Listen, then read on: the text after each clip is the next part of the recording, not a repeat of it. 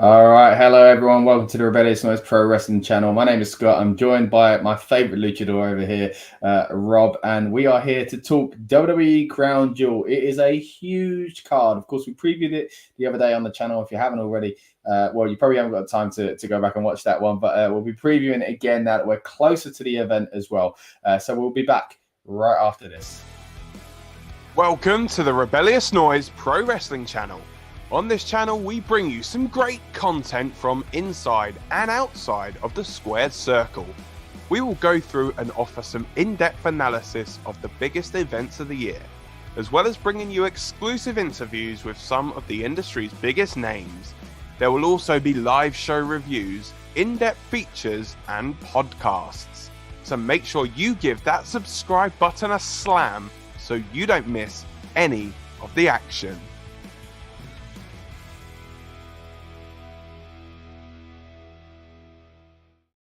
All right, and the action will be coming thick and fast today because we are here for our build-up show, which of course is our way of getting ourselves hyped up for the event and hopefully yourselves as well. But we'll also be doing a watch-along today because it is a reasonable time. You wouldn't know it, seeing as me and Rob are both very tired and feeling rough at the moment. But we are here in the UK being able to watch this at a reasonable time. So we will be going live with a special watch-along today as well. And then after that, of course, we'll be back with our instant reaction review as well. And as I mentioned a moment ago, it is a huge card, so we could be in for something quite special here. Rob, what are you thinking? I'm looking forward to it, man. I mean, I think top to bottom the card looks so good. This could be maybe one of the best crown jewels that we've had in, I think, ever. Yeah, I mean, they've been good lately as well, you know what I mean? So it's as we always say, it's this what do you call it? It's a show that started out as a kind of weird experience, and now a glorified house show, and now it's kind of we've been talking lately about it potentially feeling like a top 5 PLE, in the calendar. So it's it's certainly changed, but it's going to be a big one. We've got some big matches to go through. Off the top of your head, mate, what you're most looking forward to match wise at the moment? Oh man, maybe. I would say LA Knight Roman because I'm really excited. Big fight feel sort of thing, the build up and all that stuff. Cena and Solo, that was a good build up last night. I really enjoyed that. See, I haven't seen anything from SmackDown, by the way, so you'll have to fill me in on some of that. It was good. Was it? Okay. But I literally, honestly, I think Ray versus Logan Paul. I think as a match, that could be incredible. I think, obviously Ray is getting older. He's not going to be able to pull out, Ray in his prime versus Logan Paul would be incredible. But I think this alone is going to be fantastic still. Ray still pulls it out the bag. Logan is fantastic in ring as well. So yeah, I'm looking forward to that as well, man. Another match which we of course haven't really touched on so far is the one that got added to the kickoff, which is a pleasant surprise really that we are going to get a kickoff match because we haven't had one in ages. Excuse me, my throat needed to clear in there. But we've got Sami Zayn taking on JD McDonough. Of course, Sami Zayn now does appear on these Saudi shows, and that's a real kind of privilege for us to be able to watch Sami Zayn in the kind of height of his career on quite a big show, as we mentioned earlier on. And but he's not on the main show again. He's on the kickoff, and of course, we are here with our version of the kickoff, which is the build-up, and we'll be watching the kickoff show. So this will be a little watch-along experience of that, and we'll be kind of commenting on the match itself. So we'll predict that in a moment, but we have already made our predictions for the main card anyway. But we can't change them. We're locked in now. Myself and Rob was joined by Dan the other day, who locked in his predictions as well. We didn't, however, hear from Lucas, so we'll be hearing from him later on in the show as well. But yeah, I'm with you, man. I think the most exciting parts of today's card, feels weird to say that, is probably match-wise Logan Paul and Rey Mysterio, but then the spectacle of LA Knight and how kind of on fire I think the fans are going to be for him. With Roman Reigns, who, as much as, we diss it at times that he's part-time, it does mean that when he is there, it is special. Yeah, it's hit and miss, isn't it? Because some people don't like the idea of Roman being like this part-time thing, like his part-time guy and stuff like that. But I'm not against it because, like, when he is there, he's a draw. Like, and the fact that he's having a match with someone, for me, I always look at it as like, well, if he's having a match, then he's there for a reason. Like, do you know what I mean? Like, and I know it does downgrade the show at times and things like that, with especially when there isn't a fighting champion. But I think the rest of the show, we've seen the show carry now for nearly 3 years without a full-time champion. Yeah. So, you know, people are just irritated. I think Roman's still champ, and there's a lot of people that deserve it. But this payoff, whoever it is that he dethrones him, is a massive payoff. You know, so like, look for the future. I mean, full disclosure, myself and Rob don't think that's happening tonight. Whether or not it's LA Knight in the future, I don't know. But yeah, go ahead. It's funny, man, because like when we was at the WWE live event, me and you were chatting on the way there and during the show and that, and we were even on the predictions. We was like, if there was ever a time for LA Knight to win the title, it's now. But not this. It's the fact that we're talking about him. We was like, he doesn't need to win the title right now. Yeah. Like, now isn't that time. It's not this time. That's the problem. I think let's say, for example, him losing tonight, if it does happen, him losing today and then going, like, I think what I was saying about him going out with Logan Paul for the US title, and then winning that title, making that a spectacle and things like that, I think that's the route he's going to go down after. I think, like, we kind of covered that a bit in the predictions, didn't we? That it would be a good, because, you know, it reignites that kind of mini feud they were kind of getting into around Money in the Bank.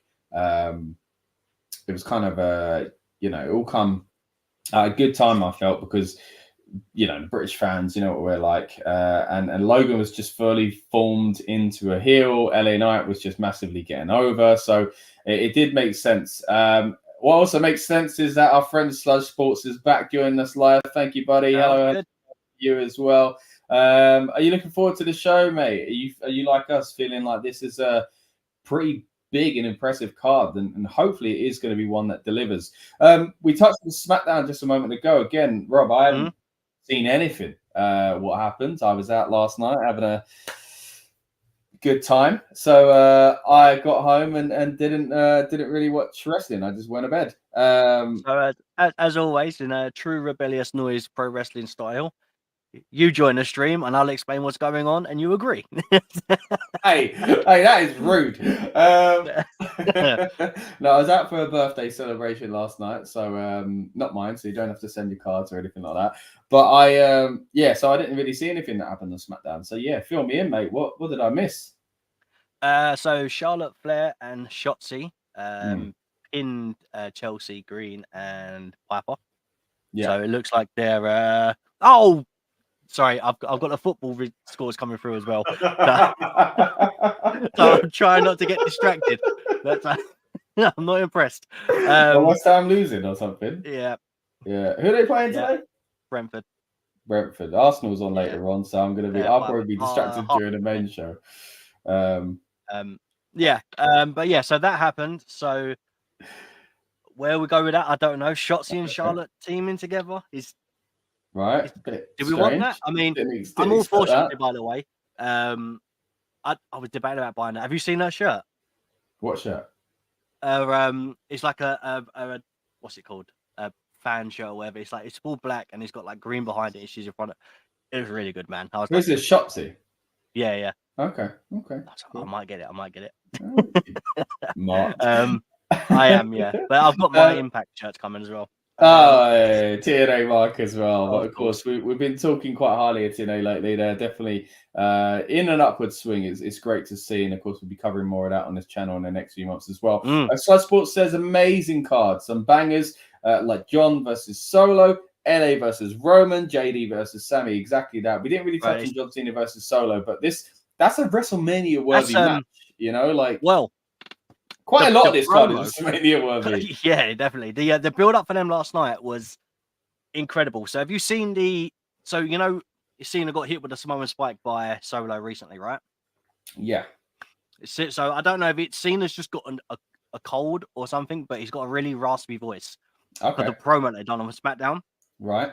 And Heyman was about to talk, and Solo took the mic off him and spoke, which is like a moment. Obviously, right? And Isn't wrestling amazing? It's funny, like, it's like you remember when Kane first spoke when he... yeah, not quite the same, but I get where you're coming from there. Yeah. So we had that moment. Okay. And, I've got to miss it now. Yeah, and then Cena come out. He said, "We've been waiting all this time, and that's all you've said." And then he said, "Even with a raspy voice, I could cook you in 90 seconds." And then Cena just cut a promo on him, looked at his wrist, and went, "That's about 90 seconds," and then threw the mic and walked out. So good. Nice. So yeah, but the thing is, with someone like Solo, his speaking is done in ring, whereas with Cena, it's a bit of both. Like in ring on mic. So it did feel very one-sided with the way it was built. But then again, Solo isn't one that does speaking. So that happened. Yeah. So that was really good. It was a nice way to do that. Roman and LA Knight was fantastic. I would say this is one of my favorite go-home shows that I've seen for a while, mate, actually. You're just trying to make me jealous. I am now. Yeah. I can picture it, though, because even the last few weeks, like all the segments with Roman and LA have been fantastic. And I think, like, in some ways, you're like, oh, this should be WrestleMania. Oh, this should be LA's crowning moment. And it feels like it's not going to be. But in other ways, it's like, well, just like in the kind of build up to WrestleMania when we had Sami Zayn, it's like, well, we're privileged, really. We get to have both, So, yeah, whatever happens next year when it feels like it will be Roman's time, that'd be great. But at least we'll get this storyline as well. And I think that's kind of what we touched on the other day as well, wasn't it? In a prediction saying, even though it feels like LA Knight's not going to win it, even though it feels somewhat obvious, at least if that's the case and he ain't winning it at Mania either, it'll always be a shame that in this run we never got an LA Knight feud. So, but the other side, that potential kind of damage that we've been talking about as well. But go on, what else happened in SmackDown?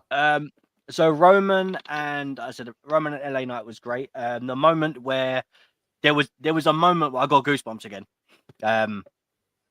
It was, so Roman said, "What have you been doing while I'm away?" And I might butcher what he said. Basically, it was along the lines of, "You've been cosplaying a redneck version of my cousin." That's what Roman said to LA Knight. Right? And I was like, ooh, he's got his claws out. He's ready. Yeah. And then LA Knight just he come back with like this is what he's been doing, and he's gonna cosplay someone like stamping him up or whatever it is. And he says, in fact, I'm gonna live it tomorrow night. And he said the only bloodline that he said it was something about being buried in the desert. That's what Roman said to LA Knight. And then LA Knight basically said, "If you do it, you got one shot and take me out. Basically, if not, I'm going to come back." And he said the only bloodline you're going to see is the one that's going from your forehead down to your nose. Woo-hee. And I was like, "Ooh, that's good." He's been writing these things for months, isn't it? Just in case I ever get a chance to be in the ring with Roman. Yeah. But do you know what? A lot of people, I'll have to try and find it, and I'll send you the link. But some people are always so quick at making like promo video packages and all that. Yeah. But they put the Limp Bizkit My Way over the top.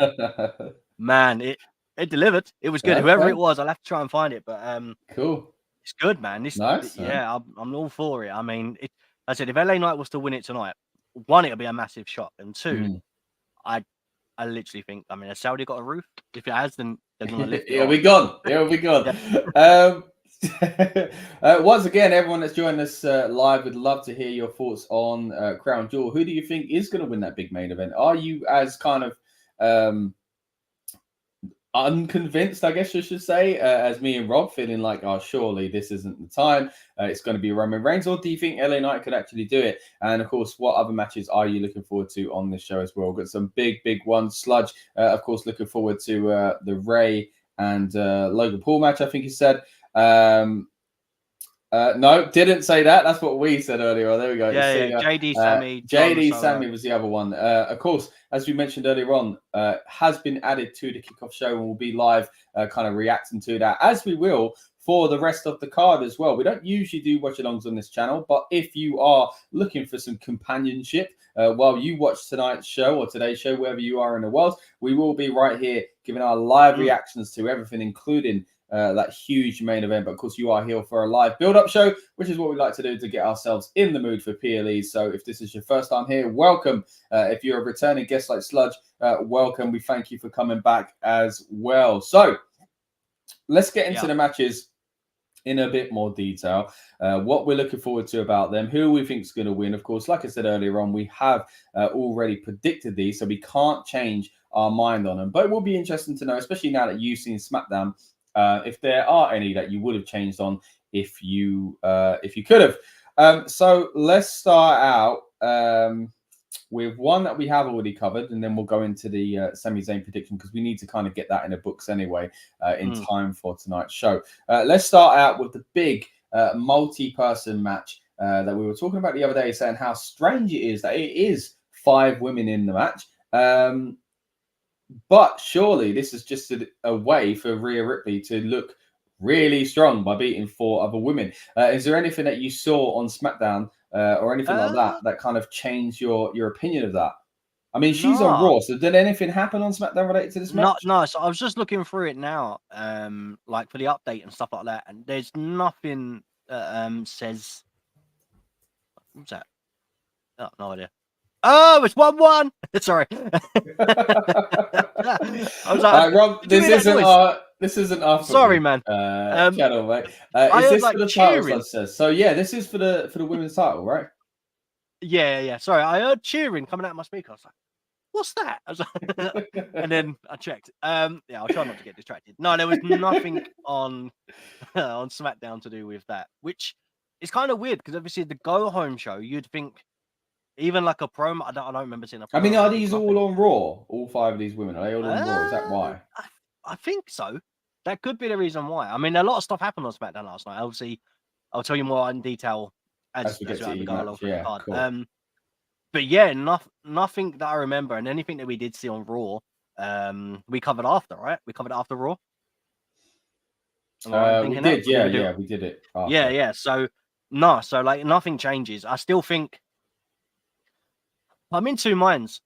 Like, I like the idea of them doing it the way they are and obviously getting more women on the show, which I'm all for. You know, it's fantastic to see more women being able to perform. But I just think there's something lackluster about the match, and I don't even mean the people win it. It's just like championship scramble, elimination. Like there should have been something extra. Yeah, it does feel a bit odd, or even one pin and win. Just or I don't know, a weapons match or something. I don't know, something to give it a bit of spice. The only thing I can think is because there's so many. Normally is in a triple threat match, it then becomes like no DQ. So the only thing I can think of might be a no DQ. No DQ, then yeah. They never really advertise that because they kind of want to make people not realize. But yeah, you're right. JD versus Sami, yeah, it is on the pre-show. I know it mean it's rubbish because it feels like it's been relegated, right? But at the same time, I think there's already 7 matches. That might even be the 8th, or is that the 7th? And then on top of that, at least it makes the pre-show worth watching, you know. So it's kind of good for that because I think the pre-show, you know, we talk about a lot on these build-ups because again we use it as a bit of a watch along for that. And it's a shame that we don't really have much to talk about as far as the pre-shows themselves. So. Yeah, it's a bit of competition for us, Rob. You know, not that we are trying to compete with WWE for viewers anyway. But we hope you stick with us while the pre-show is on, and we'll kind of react along to it as well. And of course, as I said, we will be live, for the main show later on as well. But yeah, we all went for Rhea Ripley. I don't think anything would change my mind on that. And it sounds like nothing has changed your mind either. I mean, if someone else was to win a title, great. But what are they actually going to do with it that Rhea Ripley isn't? Do you know what I mean? Yeah, and I think it would be damaging to the Judgment Day as well. 100%, yeah. Because they've all got titles at the moment, other than JD McDonough. So yeah. So well, we'll see. All right. Speaking of JD McDonough, let's actually get into that match as well, because again, it will be on the pre-show, so we better get our things locked in now. Interesting one to predict. Oh, quickly, actually, Sludge asks, is it elimination style? We don't think it is. We were debating this the other day on a prediction show, but I don't think it is. And if it was, that would make the match quite long, and the show looks like it might be a long one as well. So I'd imagine it's not, and but I'm hopeful it is because I do prefer that style as well. But let's go back to the kickoff match that we will be seeing in probably about an hour's time now. Sami Zayn versus JD McDonough. I think personally JD should win this, and I think he probably will actually. I think Sami will get the crowd going, and it'll be good kind of leaning into the main event with that. But I think JD is at risk of just looking like a clumsy goof if he just keeps either messing up or losing. He needs to kind of be believable here, and I think he needs to impress by winning. So I think the right decision is to have JD McDonough win. But then again, it not being featured on the main show maybe means it's not something they expect fans to pay too much attention to anyway. I think if this was on the main card, I'd lean more into him winning. Obviously, they will show a recap, but that's the only thing that's swaying me in the direction of Sami Zayn. But I'm starting to show big for the fans, and screw it. I'm going to go JD just in case. What are you thinking? Do you know what? I'm thinking the exact same thing. I think their plan going forward is to turn Sami Zayn into a massive babyface. Like, you see how we had him in February with the Rona stuff? I think Sammy's maybe next in line for that. Potentially looking at maybe a Survivor Series thing, or even going into as far as almost winning a Rumble, basically getting a big push like that. Yeah. I can see it happening. So I think JD needs to basically batter him from pillar to post around Saudi. Basically JD needs to do something to make himself get real over as a bad heel, and fit in with the Judgment Day. And in order to do that, in order to do that, unfortunately, Sammy's got to be the one to take the loss. But Sammy will bounce back. I feel like if JD doesn't win this, it's a bit risky, isn't it? It puts a big stain on JD McDonough. He's got to impress. He really has. He's got to, he needs not just us, but he needs to impress the Judgment Day to kind of really, be in with him. Sludge agrees with you, mate. Says JD wins, Sammy gets destroyed, and so this is going to be like Solo versus Sammy go home for WrestleMania 39. It's an interesting one. It really is, because again, you would imagine that Sammy is over. He can't lose too much to be a credible threat going forward. And losing on a pre-show is not a good look either. But again, it's he can bounce back though. I think that's the thing. He'll bounce back if JD loses. And I say this with the most respect I physically can, because he's going to sound horrible. But JD McDonough doesn't have a lot of credibility and a lot of stock in general. Yeah. He's more, even though people know who he is, he's still like, who is he? Whereas Sami Zayn, everyone knows him. So this needs to be in JD's favor. Otherwise, it could do more damage. Than anything else. And obviously that's the last thing. It's tough because you think, what is the reason for this match? Is it to progress JD, or is it to put Sammy on the show? And I kind of lean towards it might be just to have Sammy on the show because of it being in Saudi and, the great reception he got last time, and obviously all the years that he wasn't there. So that makes me think, maybe JD won't win. Oh, I'm guessing that sound scored. All right, there. What a turnaround. You've seen it live.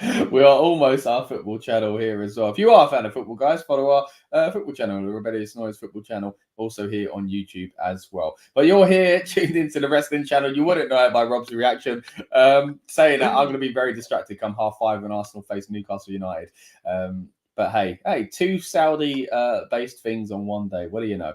You're bringing it back.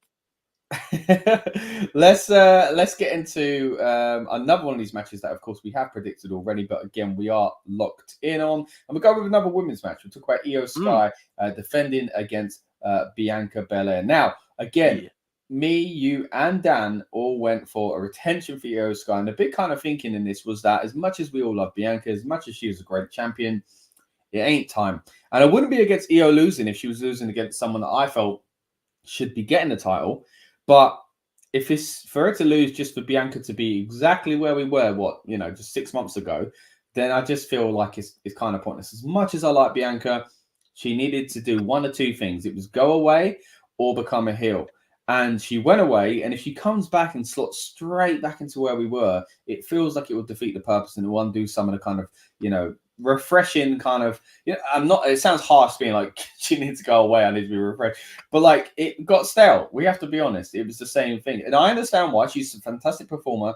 And she has, in recent months, been compared to John Cena by a lot of us on this channel in that sense. And that is high praise. We don't mean anything bad by this, but we've got to be realistic. And there is the chance that fans will start to turn against her. So I think her coming back and winning the title will be a bit of a risk.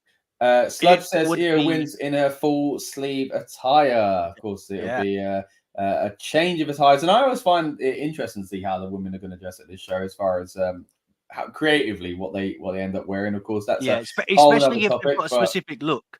Like, like for example, Sasha Banks, when she had the thing that would wrap around her arm. So it was So then when they had to change it up, I think the first year they wore t-shirts, didn't they? Yeah, it was baggy shirts. So it'll be interesting to see what they do. In regards to what you were just saying, though, it does feel like remember when Becky came back and then beat Belair in like 30 odd seconds or something? Yeah. It could go that way, man. Don't want that, man. No, but there's two things I need to tell you about that. So on SmackDown, Belair was attacked by Damage Control during an interview. Belair versus Bayley happened as a match with Damage Control banned at ringside. Right. So that happened on SmackDown. Belair won, and she also done that using the hair as a whip. Okay. So is that coming? I don't know.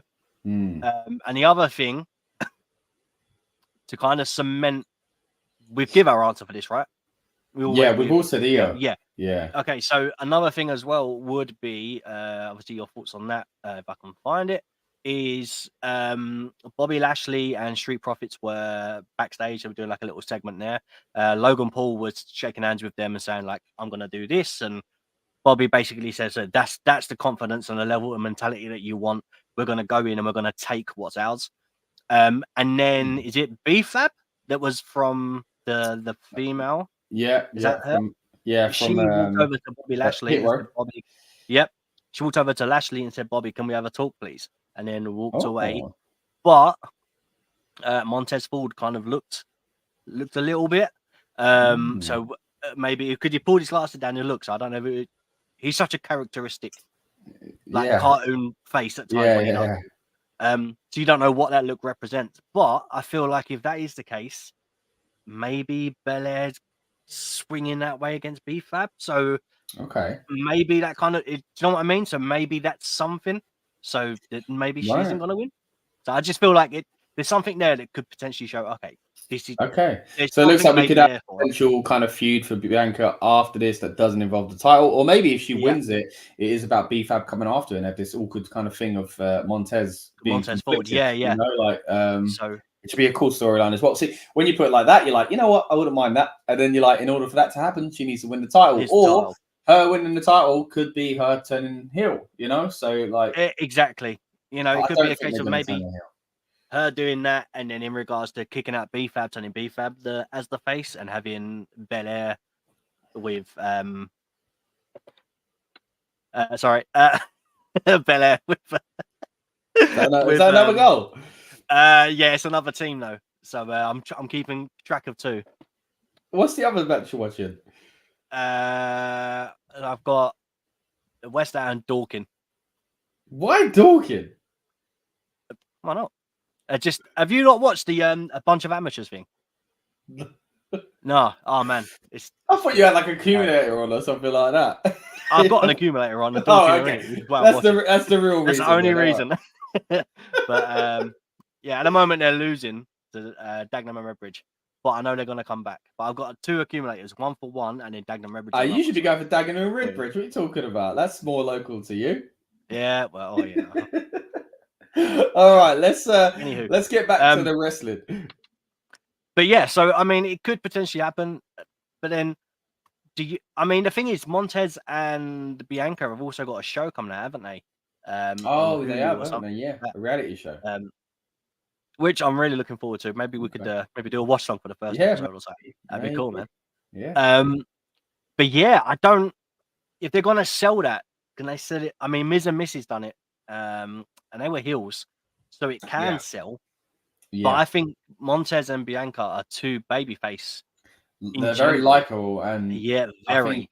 I mean, but he is a heel at the moment, so and really healed it up. Of course, the other day when we saw him here in London. If you haven't already, myself and Rob did a review of the house show that we went to.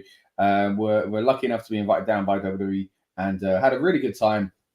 And again, if you get some time, check that video out. We'll let you know what happened on the show, how that might affect storylines going forward, and just what the house show experience is like here in late 2023. But tonight, we are not talking about a house show or even a glorified house show, as we always say that the Saturday events used to feel like. It, again, feels like almost a top 5 PLE these days. So a stacked card. And with that in mind, let's get into another huge championship match here with Seth freaking Rollins versus Drew McIntyre. Now, this is a kind of a tough one to predict because you've gone for Drew. I went for Seth. Dan went for Seth as well. And I remember my biggest kind of thoughts around this was, again, talking about someone turning heel, was about Drew really ramping up, turning into, fully fledged heel now. And I do think it's going to take something for him to go like that. I think he might lose to Seth, and then Seth gets battered by Drew, and it's like this despicable version of Drew that we haven't seen for a while. And, some younger fans would never have seen, if you've just got into the program and stuff like that. So the fact that the commentary team could really, really amp it up, how disgusted they are on Drew McIntyre and how he's changed and whatever else. I feel that that's more likely to be what we see. You went the other way. You went for Drew doing it. And again, it was kind of could have gone either way as far as even if there is a massive kind of swing in the direction of Drew being a heel, it could, the result could come from either result essentially.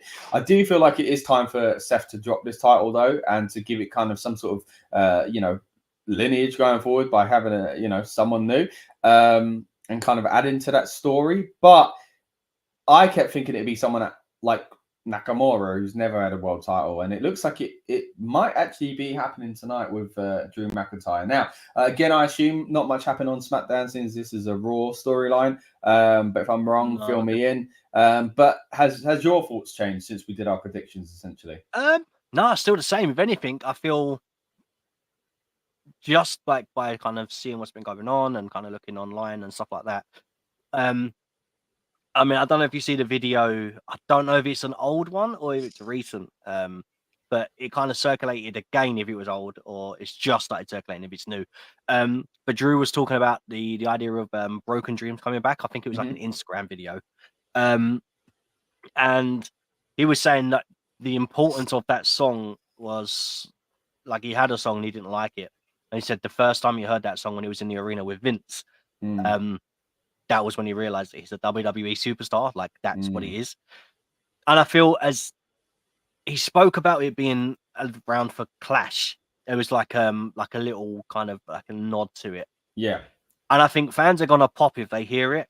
Yeah. But I think the easiest thing to do is to make them pop, but him being the heel. So the song is the reason why the fans go mad. Yeah. Then when Drew comes out, so there's always a noise. And I feel like that's what they're gonna do. But I think Broken, if he wins tonight, I really think Broken Dreams is gonna come back. On Raw. Yeah, that's what I think. If he wins, Broken Dreams is the song that plays. Or he cuts a that'd be cool. This isn't the Drew. Yeah, you think it is. Yeah, you came in as one Drew, he leaves as another. That'd be pretty cool. Like, especially if he did something like Despicable to win. Do you know what I mean? Like that would be really Despicable cool. D. Yeah, I think that'd be pretty cool. I think he's. I think if he came out to Broken Dreams again, we talked about this on a prediction show the other day, but the idea, I think, if there were fans at the Mania when he won the title, he would have come out to Broken Dreams. And then the closest thing we got to it, of course, he didn't win at Clash, but it looked like he might, and it was a big moment as a homecoming and all that kind of stuff. So they did again. They used it as a little intro. Still, by the way, one of my favorite things I've ever been in the presence of, like live WWE show, was that song coming over and the fans just singing it. Like I had goosebumps, even thinking about it now. It's one of my favorite moments I've ever seen. So I love that song. It's fantastic. So many people do. But it would have felt like, even though he used it as a heel, it would have felt like, this is about the old Drew and look where he's come from and all that. Now there's a chance to use it as his heel song. But like you said, at first time it's played, it's going to be, ooh. So if he's turning like proper heel, of course he's had heelish kind of tendencies lately. If he turns proper heel, it would be a good symbol of that, or even if he goes mad tonight, it doesn't win the title, but it does kind of do something kind of out of line or whatever. And then a Raw comes out with it, and it's like, here's a marker. This is it. Because it will kind of take away. There'll be smart fans who cheer the first few seconds, and they're like, "This is cool. We know what this means," essentially. But it is risky, I think, going into the match if he did it, because it'd feel like, oh, he's like, is this his story? Should we be cheering him? Like, and I think that's going to be confusing for fans. So I could see, let's say, for example, he wins, right? His normal music, obviously, his normal is it called Gallantry or something like that? I can't remember what it's called. But yeah, that will play, and I can see Drew getting a mic and basically saying, "How dare you cheer the chosen one?" And then that will be that.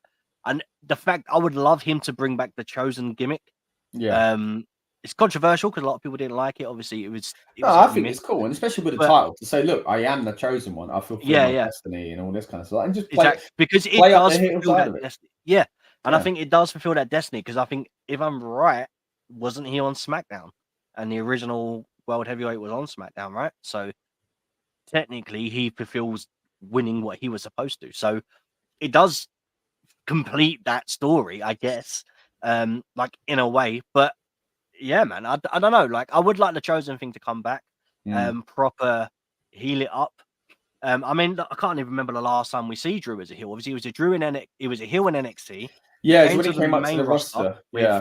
With Dolph Ziggler. Yeah, and then after we turned on Dolph, and after you turned on Dolph, that was it, babyface. So it's time.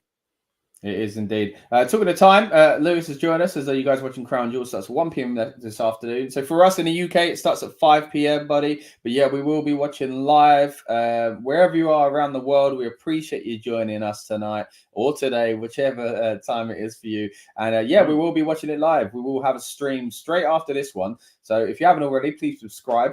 And we'll have a watch along. And if you want company to watch the show, that's it. We'll be reacting to all the kind of big moments from the event. And of course, straight after that, we'll have our instant reaction review as well. Once we've digested what we've seen by just a few minutes at least, we'll be back for that as well. Because you are joining us live at the moment for the build-up show.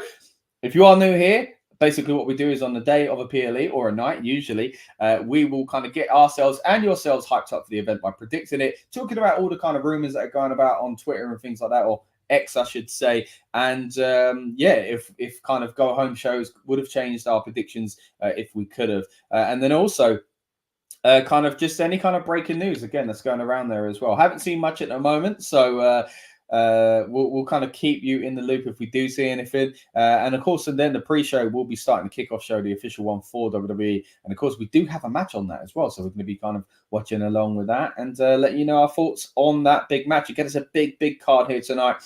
On the kickoff, we do have JD McDonough versus Sami Zayn. We've already talked about some of the matches already, but in a moment, we'll head into talk about another one as well. Before we do, I think what I'll do is I might bring up some of Lucas's predictions here, actually. Let's see if we can get this up now. So Lucas, of course, usually on the channel, unfortunately isn't able to join us live and wasn't able to join us for the prediction show the other day either. But he has sent in his predictions. So we'll go through some of these now. We'll react to them as well. And this is Lucas's predictions being locked in. It is Lucas here, and I'm here to give you some of my predictions for the matches. Note that I am predicting all these matches before SmackDown has aired, in the UK at least, on Friday afternoon. I'm typing this on Friday afternoon. So firstly, we begin with the match on the pre-show. I understand what's happening is between Sami Zayn and JD McDonough. Now, the pre-shows can be a bit unpredictable. I swear they only seem to do these at Saudi now, it seems. Perhaps the money they're paying, I guess, for this. I don't quite think. Oh, I don't know. I think the Judgment Day stuff will happen on the show, so I'm going to go for Sami Zayn over, and it's kind of, he got a really good reception last time. I guess it keeps that reception up. Though I am very, perturbed by why this match is not on, the main show, but I guess there's 8 in total. But anyway, we now begin on the main show, and I guess the match, which will be the main event of the evening, or one of the main events, is the match for the World Heavyweight Championship between Seth Freakin Rollins and Drew McIntyre. Oh, I flip-flop with these, haven't I, over the past couple of months, because obviously Seth has done the kind of old-school WWE thing of having the championship defences back-to-back with some of them, but they were at B shows like Fastlane and Payback. He's faced Shinsuke a couple of times and Finn a couple of times. But I think now is a time for Seth to drop the championship. I think Drew deserves a run in front of fans, and I guess if they are trying to appease him to renew his contract, this will be a way to do it. Or, as we're seeing now, they are happy to let people go. If obviously that's what they want to do, this could be a nice play for him to end his WWE, this run of his WWE career. As we know, these people can and will probably return even if they do leave. But yeah, I think it's the right decision now. It's the right time. Seth's had it since the belt's inception. Obviously, he is legitimately hurt, but he has been advertised for stuff through Survivor Series. But I guess maybe that might just be like the rematch or setting up some sort of just finalising this thing maybe, and then they can do something at Survivor Series to get him off TV. He has been along a Judgment Day and Gunther holding up Monday Night Raw for a long time. The next match I'm going to predict is the Women's World Championship match, a 5-way match. Quite an interesting one, this actually. As Rhea Ripley defends her championship against Nia Jax, Shayna Baszler, Zoey Stark, and Raquel Rodriguez. Now, I'm not a Rhea Ripley fan. And usually these multi-person matches are a good way of getting the championship off someone. I really don't like this run. I don't know. I don't know. People in the comments might kind of have different things, but I don't like this run she's had. She hasn't had like a proper. I think of a standout rivalry or moment she's had that's not involved Dominic Mysterio. You can't. It doesn't exist. She hasn't had a good match since winning the championship, in my opinion. It's been 2-minute matches on pay-per-views, or doing stuff with Judgment Day and mixed tags and all that kind of stuff.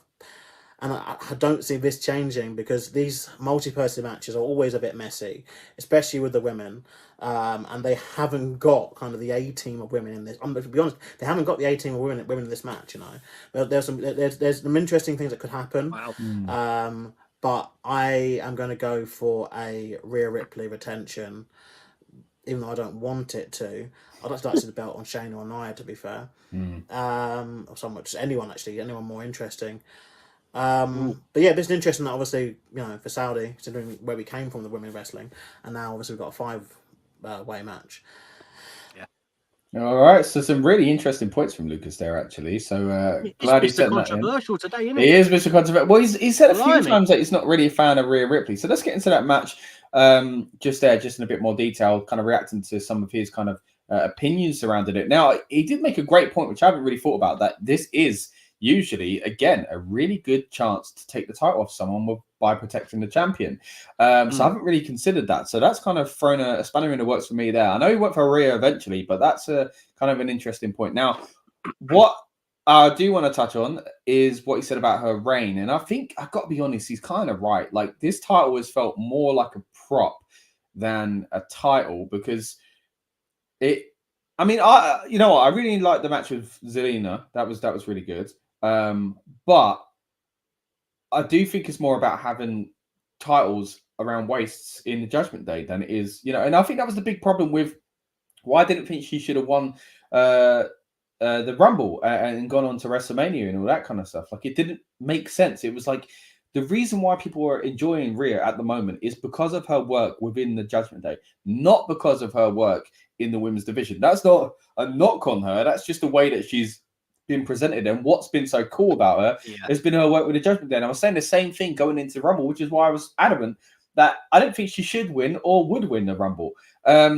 And nothing's really changed since then. It's what she's been doing is fantastic. I think she's on a run of her life. I think it's actually been really good, but not because of her work within the division. It's been because, again, of her work within the Judgment Day. I feel like she's pretty much the leader of the Judgment Day these days. So it's I think it's been fantastic, but not for the women's division. So Rhea Ripley, of course, got a soft spot for her. She's very, very nice and actually gave us a fantastic interview on this very channel as well. So if you haven't seen that yet, please check that out and subscribe, and you'll find more content like that from us on this channel. We don't just review shows and predict them and things like that. We also have the opportunity, thankfully, to talk to WWE superstars and kind of get to know them, essentially, for your benefit. So please check that out if you haven't already. Now, what do you think as far as what Lucas said there in that 5-way match and the risk of it being, a potential to take the title off of someone without kind of damaging them? And then also that side of, Rhea Ripley's brain.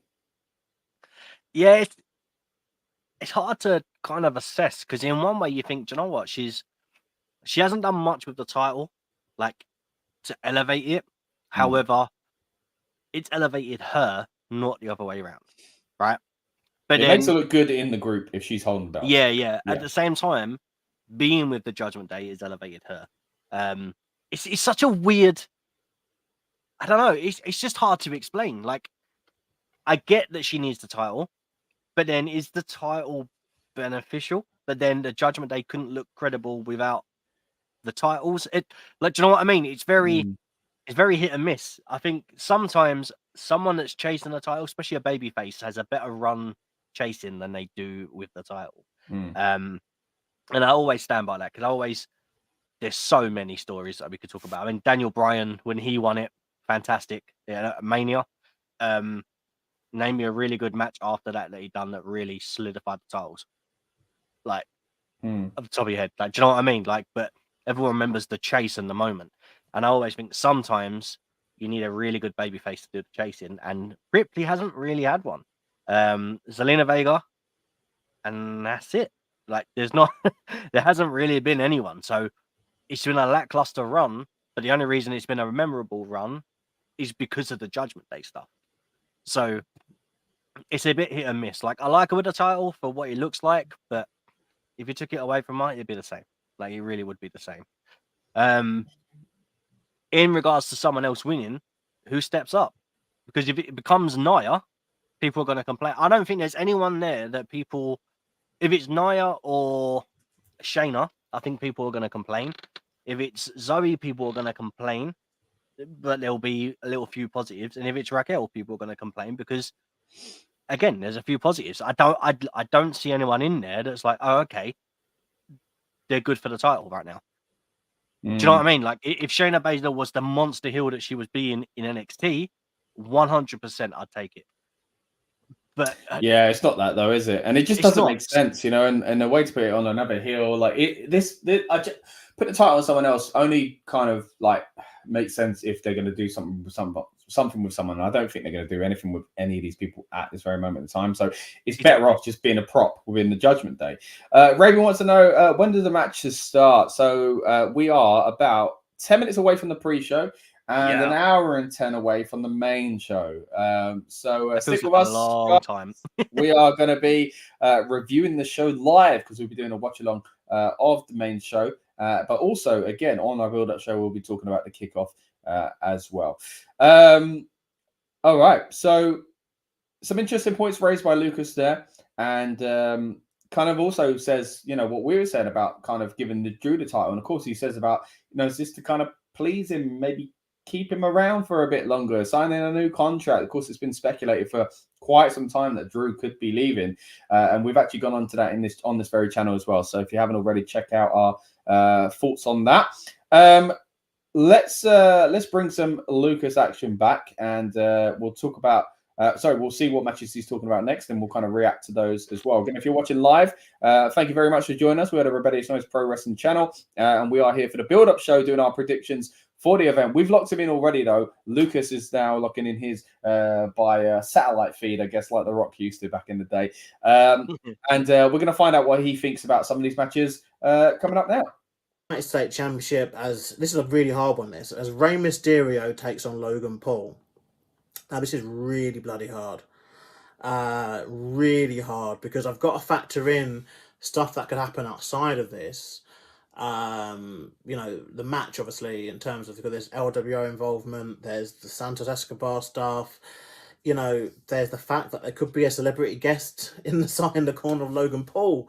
There's so much, and this is where annoyingly recording this before SmackDown might come and bite me in the bum again because, you know, they do announce something on SmackDown that like Logan Paul's going to have Jake Paul in his corner, or they have it. Don't worry, Lucas from the past. But who do we go for? I think Ray's had it quite a while, isn't he? Yeah, Ray's had it quite a while from what I kind of recall. But then everyone's had his belts for a while now. But even if Ray wins by DQ, sorry, I'm literally thinking out loud as you can hear. So if there's like a DQ or Smoz, I guess Rey Mysterio would retain and would win the match. And is that more likely to happen? I can't see Rey Mysterio getting DQ'd. Imagine Ray's. Or do they give Logan the belt? Heel Ray. Oh, you know what? I think because Logan is most likely the closest you're going to come to with a celebrity who can really perform in the ring. I'm going to go for Logan Paul winning. Because even if they want to do a Rey Mysterio and Santos Escobar feud, but they don't need the belt for that, really. And that would just be a TV feud. It's not going to make its way onto Survivor Series or anything, is it? It should be on SmackDown in a couple of weeks. But Logan Paul, obviously, he's a pay-per-view wrestler. Yeah. Damn it, I'm going for Logan Paul to beat Rey Mysterio. Well done. I think it is the better option. So now, the next match does involve the Judgment Day as Cody Rhodes takes on Damian Priest. Now, Damian Priest is a very interesting year on pay-per-views. Obviously, had his really fantastic street fight against Bad Bunny. You know, he won Money in the Bank. But he's then been kind of involved in a lot of the Judgment Day tag team stuff, which obviously has somewhat kept him away from his end goal. Now, Cody, as we know, we think we know, because obviously The Rock has piped up again and saying that potentially the match between him and Roman is back on next year. But it just seemed like Cody, the goal was always to get him back into the main title picture. So this is an interesting one. As again, a lot of things could happen here. You know, we could have, Cody win and then Damian catches in, which is another option. Ooh. You know, it's not going to cash in a Saudi, is there, actually? No. Oh, that's scaring me, that fact. There's not been a cash in this. There hasn't been a title change. Well, two titles. They've changed the title a couple of times, haven't they? Because Goldberg beat The Fiend, and obviously The Fiend actually won it in Saudi as well. I think, The Fiend won and lost the championship at Saudi. They won on Halloween, didn't they? So, it's hard because this match, in my opinion, is quite linked. Not linked, but kind of, I feel it's the same kind of thing as another one we've got to talk about next, the John Cena match. In the sense of, it's that kind of babyface. But out of the two, because obviously Cena's, he got his win last month.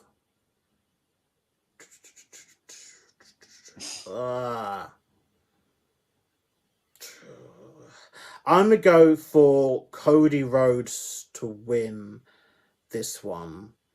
I think that's statistic about the Money in the Bank winners, particularly the men, losing after they have the briefcase. I mean, he's kind of had the tag belts during this, I guess, but yeah, I'm going to go for Cody winning because they've done, obviously, Cody and Jay won last month, and then they have to do, obviously, the title change, I guess, because is it Jay can't fly, I'm guessing, to Saudi, maybe, I don't know. So yeah, they're kind of, flip-flopping wins and losses here anyway, so it's 50-50 booking, which I thought would have been a man thing, but apparently not. It's closer too. I'm going to go with Cody winning. I think that's a stronger outcome in terms of, Saudi is about big shows here, so Cody winning. All right, some really interesting points once again from Lucas right there. We'll get on to Damian Priest, Cody one in a moment, but first we'll touch on the other one that he mentioned, of course. Logan Paul, he says, is going to become US champion, according to Lucas. But not just according to Lucas. If you haven't seen our predictions, let me fill you in. It's also what I think is going to happen and what Rob thinks is going to happen. The only person that said it wouldn't happen is Dan, who's gone for Rey Mysterio. And I'll kind of just reiterate some of the things we talked about there. But not only then, this time last year, when it was scary possible that he could win the WWE title. Didn't happen, but all of the benefits that would have come with it, yes, there would have been negatives as well. And I am glad overall it didn't happen. You cannot deny the fact that Logan Paul holding a championship isn't money. Like, you know, like you can't, is money. Sorry, I should say. It being in the background of Impulsive, it being on red carpets, it being in advertisements for Prime, whatever it'll be, him having that US gold will do wonders for his wrestling career and the WWE. And I do think, as he said, if there's ever been a time that a celebrity could realistically hold the title, I think it is now. It is Logan Paul. Yes, we've seen it in the past with David Arquette. Yes, we've seen the 24/7 title be won by Bad Bunny. And that did wonders, I think, for the WWE as well. Maybe not for the title itself because it was soon scrapped. But hey, that was a doomed title always, in my opinion. Now, this is different. And I think, again, I said it on our prediction show the other day. What is the reason for him to be US champ? And I think it is because they had a chat after they went off air on the podcast saying we should work together sometime. And that kind of, you know, they put the feelers out to WWE, and WWE said, all right, what we'll do, Logan's a heel, we'll have him take the US title off of you, Ray, and that'll be meaningful. And I think it's the best one to do it on. The US title, if he beat Gunther for the US title, now that would be a problem. If he won any of the major titles, as in the World Heavyweight or the Undisputed WWE, for me, that would be a problem as well. The US title can afford to be won by Logan Paul. And if anything, this is going to be weird for some fans to hear. They're not going to like it. I think it will elevate the US title because I'm going to be honest, man. I ain't cared about this title for quite some time. Now, what do you think with that? And then in a moment, we'll jump into his thoughts again on Cody Priest. I'll say something more controversial than you, Sure. so then you don't take the flack. Ray hasn't elevated this title whatsoever. No, and I think Logan winning it will put so many eyes on the product because Logan won it. TNT. I mean, to be fair, the elevation in the sense that it for Logan, you know, if Logan wins it, then I can actually say, you know what, Ray did good for that title because he had it for a few months and then he had a great match, I assume, with Logan, and then Logan took it off of him, took it off of a legend. So in that sense, you can go, yeah, Ray actually did elevate that title. But at the moment, if it doesn't happen with Logan and it's taken off by someone else, unless it's Santos Escobar being a heel or something like that, if it's just anyone like Austin Theory winning it back or something like that, it would have done nothing for that title. Yeah. I mean, that's what I'm saying. He won it off Theory. He's done a couple of bits here and there, right? Name me the last match that Ray done with that US title that meant something. My point exactly. My point exactly. And I love Ray. You know, like I'd done the Hall of Fame video, and it was why he deserves to be in it. Yeah, exactly. And I'd done that, and I was like, do you know what? It's one of my favorite things that I've done on this channel, like as a solo, solo video. And the research and all that sort of stuff. If you haven't seen it, check it out. It was really fun to do. But there's a time, and again, it's about a chase. And I think the person sometimes, just because the babyface has the title, that is not always the answer. And sometimes having a heel as the champion and a babyface chasing, getting that moment again, Daniel Bryan at WrestleMania, becoming Yeselmania, that was that memorable moment. But a lot of stuff after that isn't memorable. Along with Cena, like how many times did Edge have that title and he had it for like 2 months and dropped it back to Cena? Like, do you know what I mean? It's a lot of things like that. And I always think in wrestling, it's very hard to have a memorable run as a babyface unless you do it enough. I mean, in Punk's run of like 430 odd days, he was heel and face. Like he switched back twice, I think. So to go with the times. And I think unless you're a comedy character that can get something over, like with the 24/7 title, I think sometimes as a babyface, you kind of get doomed the minute you're the champion because you don't get what you need because you're feeding it off to someone else. And I think Logan is that person to really get eyes on the product. I think it's the right thing to do. I think it's time for someone to actually win a title and it caused a little bit of controversy within wrestling, should we say, especially someone like Logan.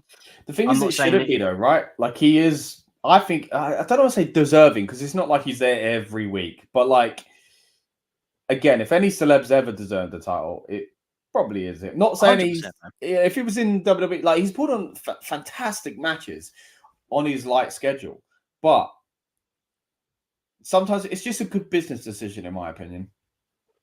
Yeah, I don't want to badmouth other wrestlers, right? I hate doing it.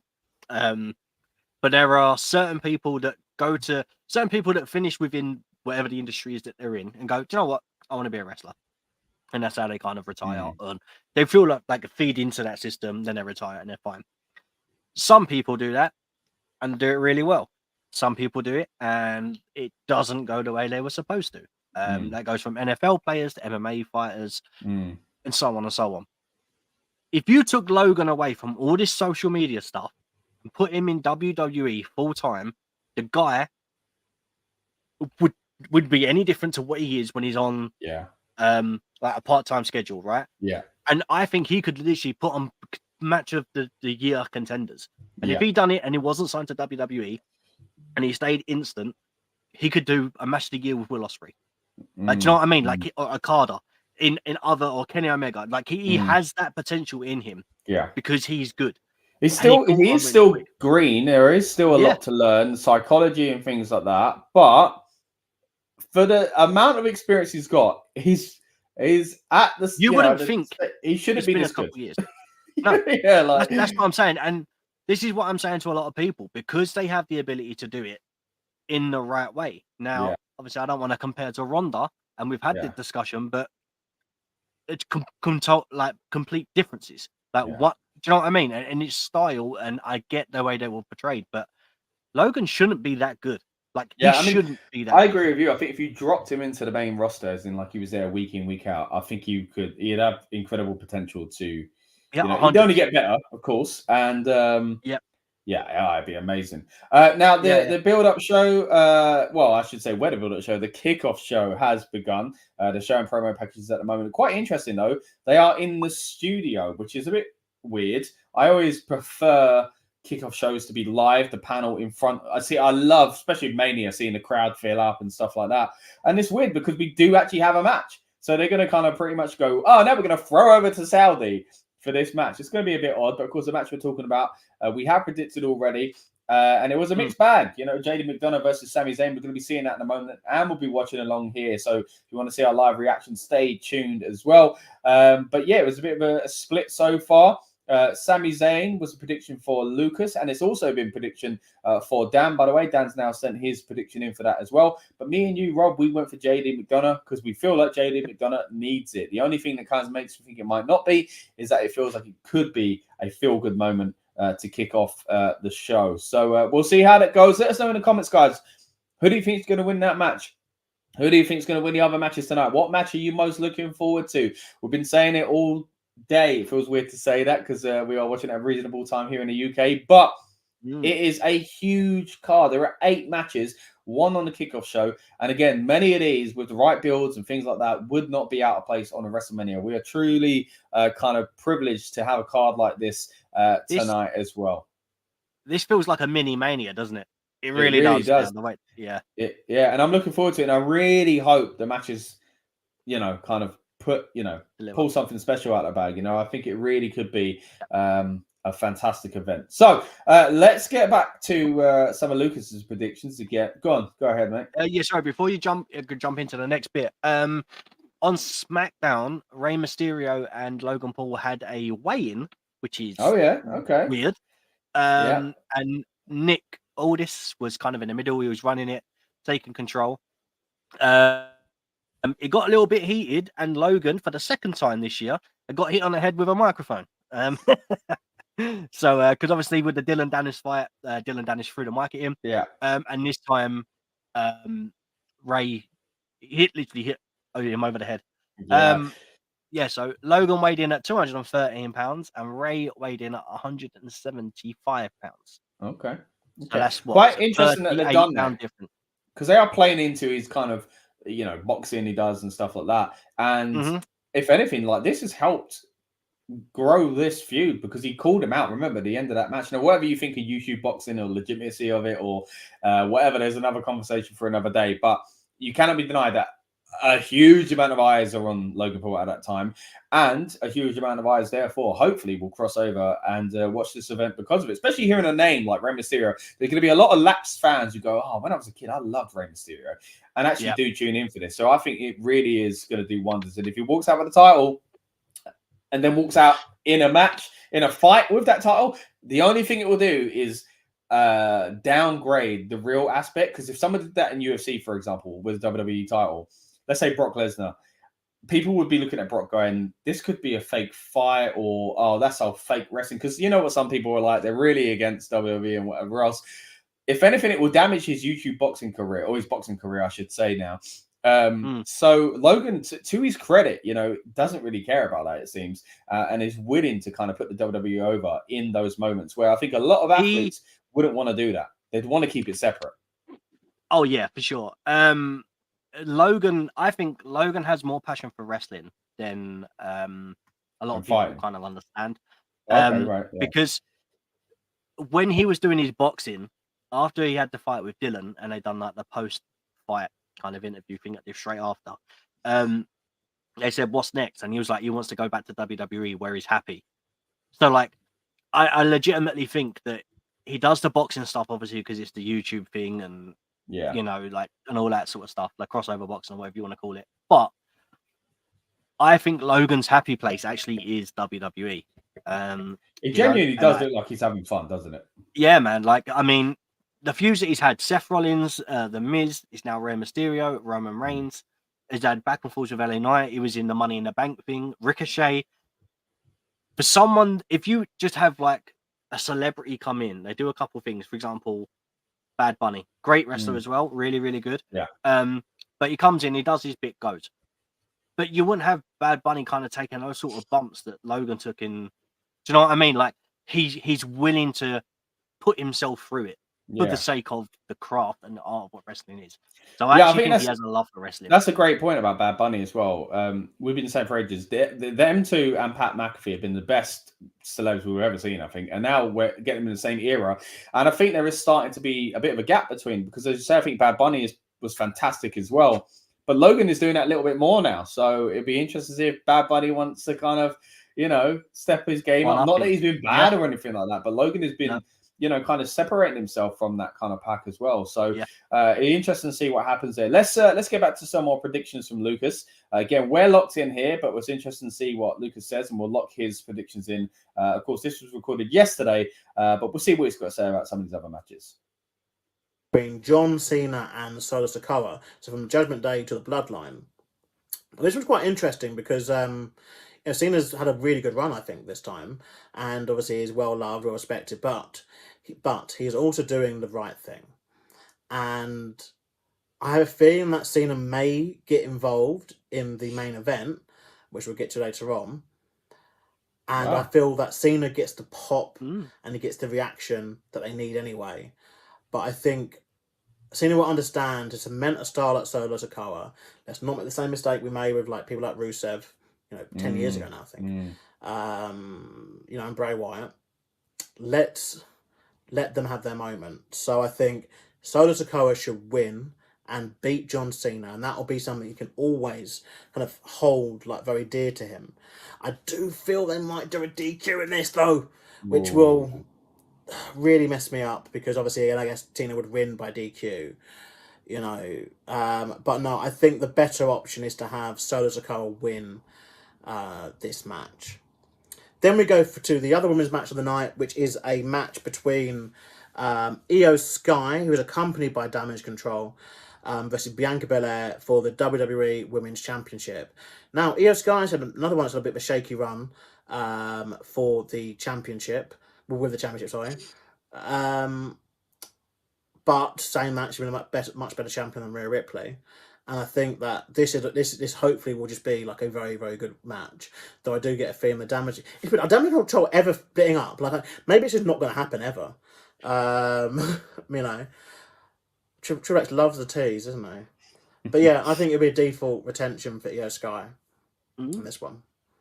And then finally we get to the main event of the evening, and that is the match between Roman Reigns and LA Knight, for the undisputed Universal WWE Championship of the whatever it is. Right, so I'm gonna think out loud. I'm gonna kind of tease you a little bit.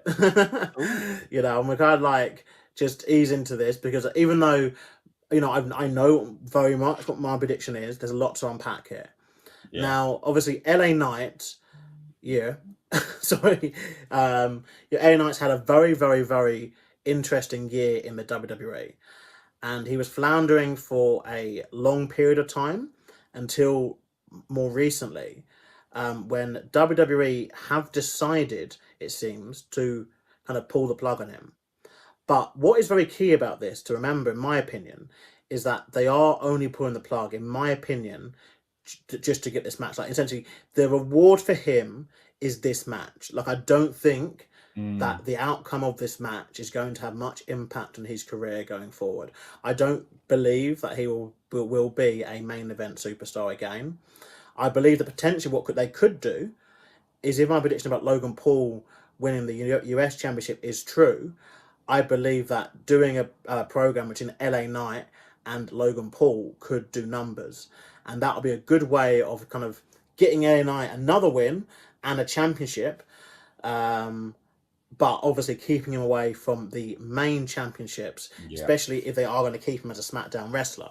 I think the only way really else he could go around things is to move over to the Raw brand and to either dethrone Gunther or to dethrone whoever wins out of this championship situation they've got, obviously, over with Rollins or Drew, and then they've got the cash-in that could happen with Damien Priest. But yeah, I don't think, you know, WWE are looking to push someone who is in his 40s and isn't someone who has directly come from them. Like, I think they're kind of just not going to do that. Wow. I think that the reward is the match, and I do believe that potentially, like, you know, will there be some kind of thing happening with the Solo Sikoa and John Cena match that will end up in this match, and potentially Solo Sikoa, as we know, every Bloodline match ends up with one of them, or two of them, or three of them, four of them, all of them coming out. And I think Cena will be there and will kind of level the odds, and that'll be his win for the night, so to speak. But I think ultimately this is a match where we know we're not seeing Roman now to the Rumble, which I think I don't know why they've let that kind of be said, because I think it kind of makes the next chapter in WWE, as in Survivor Series and December, essentially, kind of redundant, because you haven't got that main world champion, which I think, I don't know, maybe they can sort something out. But I do think, in my opinion, that Roman Reigns should be working Survivor Series, and he should be working shows around the Christmas, kind of end of December, kind of holiday week, because it's a very important time, you know. And I think it's been a real sucky year for a lot of people, and it'd be nice to kind of see Roman, you know, kind of go, okay, let me do a little bit more here. But, you know, only time will tell. But I think ultimately this is just, we are now getting Roman ready for WrestleMania. And again, like I touched on earlier, like whether that is via a certain Dwayne The Rock Johnson, or whether it is versus a Cody Rhodes or someone else. All right, some really interesting points from Lucas once again there. Well, we'll touch on that first one there. Roman Reigns versus LA Knight. It does bring up a lot of questions, and he did tease us like he said he would. And I agree with a lot of things that he says, but also disagree with some of it as well. For, you know, kind of a mixed bag, it feels like, because I think he's right in some sense that this could be just LA Knight's moment, like getting the match, as we said earlier on. It doesn't feel like he's going to win it, in my opinion. You agree. He seems to agree as well. But what I disagree, and I also agree on the thing of going after Logan Paul, as we said. There's a ready-made feud there. We touched on it in our predictions the other day. But what I disagree on is that WWE aren't willing to pull the trigger on him fully because because of his age and things like that. I think they are. I think him losing this is a bit of a concern as far as what it could do. But if he goes after Logan Paul with the US title and he beats Logan Paul, because you have to get that back off him at some point, I think that's a massive moment in itself. And then after that, he can go after one of the main titles there. I don't think he should be winning it here. it would be crazy because it's kind of similar to the Sami Zayn situation, thinking just, pull the trigger. Like you're never going to get this moment again with Sami, and it might be a risk for LA as well. I think the story, no pun intended, is there for another man to finish later on as well. What are your thoughts on some of Lucas's comments there about the Roman Reigns LA Knight match?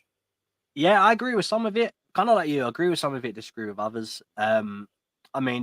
He said like they're not going to invest stock into someone like LA Knight and push him further down the line because of his age. He's 40, but Damian Priest is the money in the bank, and he's a little bit older than LA Knight. So, like, just because he's in his 40s doesn't mean they can't go still. So yeah, I don't know, man. I think it's hit and miss. Depends on the person. I mean, if it was just like if they done it where it was like, oh, he's gonna win and he's doing this and that's it, then fine. But yeah, no, I'm not. I don't know. It's a hard one to call. Like, I just think now isn't the time for LA Knight to kind of win. It might be the time for him to win a big belt, but it's not the time for Roman to lose it. That's the issue. Yeah. Exactly that. I think if it was going against Seth and Seth was the heel, then I think this would be a different conversation. But because it's Roman and it's not Roman's time to lose it yet, I just think, I don't know. I think this sets up LA Knight for the next thing. I think, and that's what that is. That's what we've got to remember. I think that's how I'm looking at it, because I do think if LA Knight loses and Logan Paul wins, then there's a feud already built there, and I just think that makes sense. Yeah. I think that is somewhat likely. Again, we've pretty much gone for a Logan Paul win, most of us, other than Dan, who went for Mysterio anyway.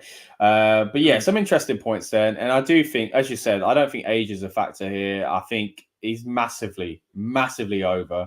And WWE are, rightfully so, kind of capitalizing on that. And I think this is probably just to have this match within this run, as I said earlier on. It's not about winning it. If he won tonight, it'd be crazy. Can you imagine if it actually happened today? But I don't think it will be. And I was saying it goes on too long. Sorry, it isn't the right time. Doesn't mean it hasn't gone on too long. I think he should have lost against Cody the last Mania. But it just means that right now isn't the time. Seeing as he didn't lose, it means it can't be for today.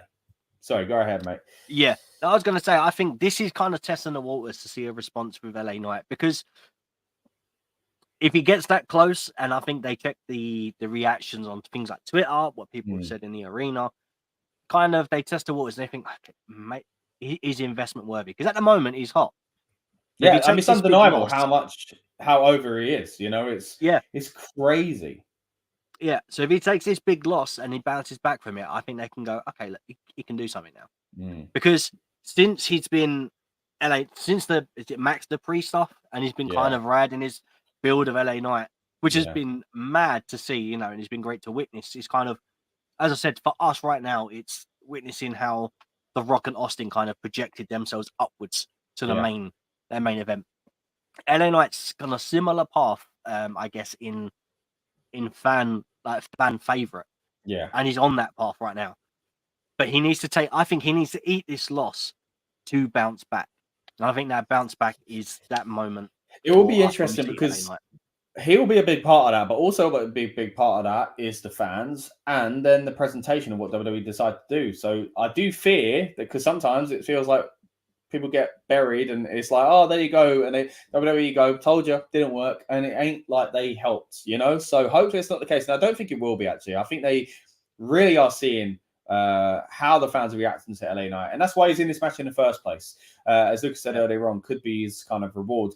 LA Knight as well. We did have a conversation with him just a few months ago on this very channel. So if you haven't already seen it, please check out that interview. He talks about those comparisons with The Rock and Austin. He talks about the reasons behind his name and how he got so good at promos. Of course, this is the big part of what's kind of won the fans over with him as well. So if you haven't already, please check that out. And again, please subscribe. We've got plenty more interviews with WWE superstars and other wrestlers on this very channel going forward. And of course, more build-up shows on the day or night of a PLE like this one.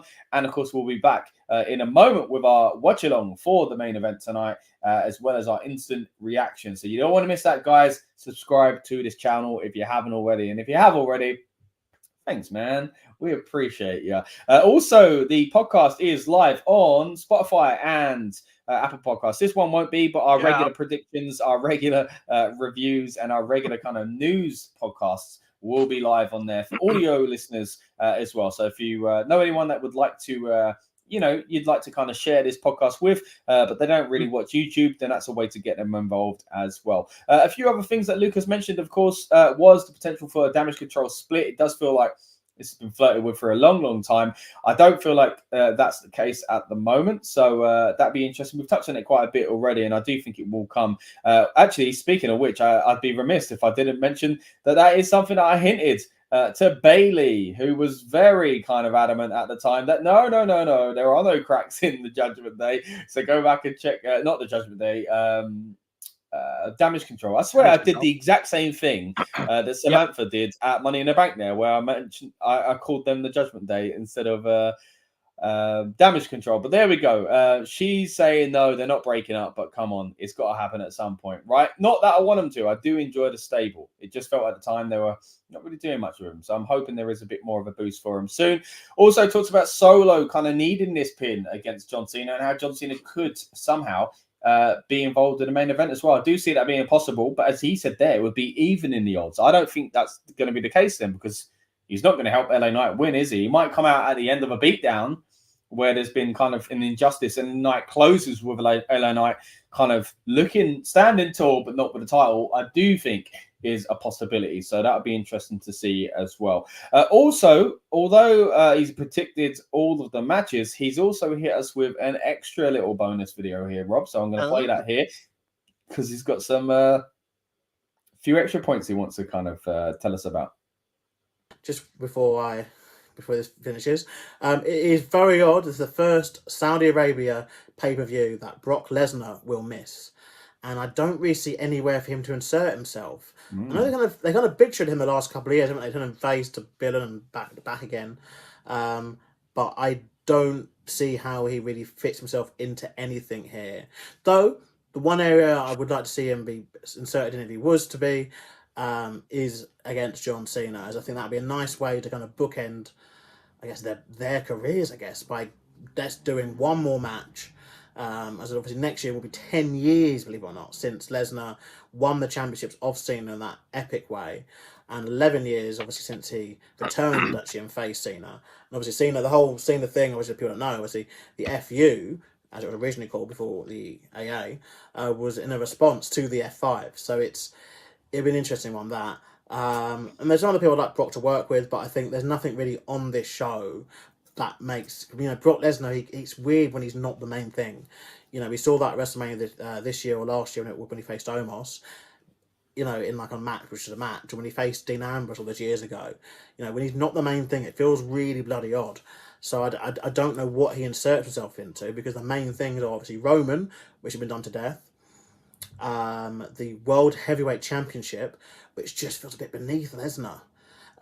Though, you do see, Lesnar and Drew or Lesnar and Rollins, which are, bankable things. Obviously, Lesnar and Drew didn't happen in front of fans, which is kind of criminal. So that could be one way. Or he gets himself involved in a feud with the Judgment Day, which again could be different, but it just feels a bit below. I don't know, it feels a bit below someone like Lesnar. But anyway, those are my thoughts on the show. And I look forward to kind of being with you guys again very, very soon. Thanks very much. Perfect. And thank you to Lucas for joining us virtually as well. I guess we're all virtual, actually. We're not exactly in person right now, but you know what I mean. He pre-recorded that and sent it across his great predictions. And it really did give us some great things to talk about as well. So much appreciated there, mate. The last thing he did mention there, of course, Brock Lesnar not being involved, mate. It is strange. I wouldn't be surprised if he did show up. But it is odd that he hasn't been announced. Well, you don't think he's or... No, I think someone else is going to show up. All right, here we go. Oh, here we go. What's your prediction? Who's showing up tonight? So I think at the end of the match between Roman and LA Knight, I think LA Knight takes a beat down. Maybe Cena comes out to help, takes a beat down. And the person to come in and make the save that we haven't seen for a little while, Randy Orton. Oh, build it up for Rumble. Big call. big call. That is possible. Of course, everything around Randy Orton's return before kind of was around Riddle, and he's not there anymore. So there needs to be a new, fresh storyline for him to get involved with. The three people that they've said Roman's going to feud against now up till Rumble, I believe, was LA Knight, AJ Styles, Randy Orton, and then Cody. They're the ones that have been toyed. The names that have been floating around. As Thingy said, Luke is saying that he doesn't seem like he's apparently even going to be around for a while. So that's the last thing he does this year. But okay, yeah, but that's a lot of people to work with in January then. Well, that's right. Yeah, that's what I'm saying. Like, the names that are floating around are those guys. Not all of them. I thought you meant. No. I don't know who for definite, but yeah, I don't know. I mean, but it's interesting. I mean, technically, Randy Orton could and AJ Styles could. LA Knight is doing at the moment. So it's only those other two guys that would be. I don't think either would be believable to do it though, but I guess that's all they really need to do is kind of get, because that's the thing is Lucas says him not being on the show is kind of annoying, but at the same time, I don't want to just go into every show going, well, they ain't winning this one. They ain't losing it here even. You know what I mean? Exactly. So, like we've already done with this show, to be fair, you know? So it is a tough predicament, like, because surely it's being dragged out to WrestleMania and maybe even beyond, as we touched on the other day. Well, go ahead. I think it's only like 100. I think it's 130 days after Mania or something like that he beats Hogan's reign. Exactly. I just think that's going to be a massive, massive temptation for him, and of course we'll be touching on that in WrestleMania season as well. So stick with us, and hey, if you think this has been fun talking about Crown Jewel, you want to see us buzzed for WrestleMania as well. Yeah, indeed. But yeah, again, everyone that's joined us live, we really do appreciate you. And we hope you're going to stick with us for what we're going to do for the rest of today. You're with us for the build-up show, but we will be live on this very channel talking all about the show with our reactions as it happens. We are going to do a watch-along on this channel. It is rare that we do that because it's rare that we have a show on at a reasonable time here in the UK. So we'll be doing that as well. But in a moment, we'll be talking, of course, about the kickoff match that we're going to have between Sami Zayn and JD McDonough. And then after the show, we'll also be live with our instant reaction. So if you want to know our thoughts on everything we've been talking about today, stick with us, subscribe if you haven't already. Let us know in the comments, guys, what you think is going to happen tonight. What are you looking forward to on tonight's show as well? Again, I've been saying it all along. This is a huge card, and I really, really do hope that something special happens here tonight. You also mentioned there Randy Orton coming back. Rob, we talked about Brock Lesnar. I do think Brock could show up. I don't know where, but if it happened in the main event, that'd be very frustrating. You know what else would be cool? Go on. Let's say Brock did show up. I'd love to see him feud Logan Paul. I wouldn't be against that. Yeah, that'd be. It sounds weird, but that's that's something. After the US title. I would love to see Brock just go after like a mid-card title. Yeah, I mean, so Lucas, remember when this happened a while ago, and Lucas was really against it because he was like, part of Brock's thing is that he went straight to the top and he's never gone further back, you know? So be interesting to see, but yeah, it is quite an interesting feat to have not gone to that level. Now, the other person that you touched on the other day, mate, that you haven't brought up here is the potential for Ava showing up and essentially kind of costing LA Knight, because it feels like someone's got to cost him tonight, you know, and we are getting sick of that. Be Ava. But Ava Reigns showing up tonight, do you think it's going to happen? I don't know, man. I mean, I haven't seen her on NXT. I mean, obviously they touched on, you know, they flirted with it the other week, didn't they, with Brock Lesnar. We've also talked about on this channel, Brock Lesnar, Paul Heyman at NXT. We've talked about on this channel and how it could kind of lead into the Rock and Roman. And I guess that is kind of maybe dependent on it as well. And although, as Lucas said, Rock has talked about recently, there is now word that it seems that it might not be happening again. So it looks like it could be the Cody situation. So on her Twitter, she put a goodbye with NXT, a goodbye with a broken heart, NXT No Mercy. And then 3 days ago, she, if it loads for me, she posted a flag. A flag? Okay. Yeah. Doesn't seem like anything big has been happening online, no rumors or anything like that as far as who might be showing up. But we thought we'd bring them up anyway because, you know, Brock Lesnar is not, you know, wouldn't be surprised if someone like that showed up. As Rob said, we are due a Randy Orton return, it would seem. Ava gone quiet on that front, but it seems like that could be for good reason. We could even see the kind of, I guess, I wouldn't say debut because she showed up at NXT, but Jade Cargill could be on the show tonight. You never know. That could be an interesting way to see Rhea getting through a match with 4 other people, and then Cargill coming along and going, well, you know what? I'm the big bad wolf coming after you next, you know? So that would be interesting as well. Excuse me, my microphone just fell over there a little bit.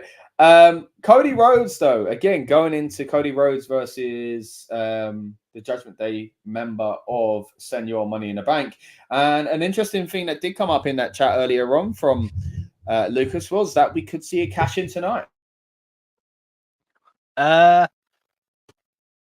Maybe. I feel like it's the event we've least talked about since he won it. I just don't think it's now. I don't know, man. So much going on. He's got a tag title. It doesn't need to happen at the moment, right?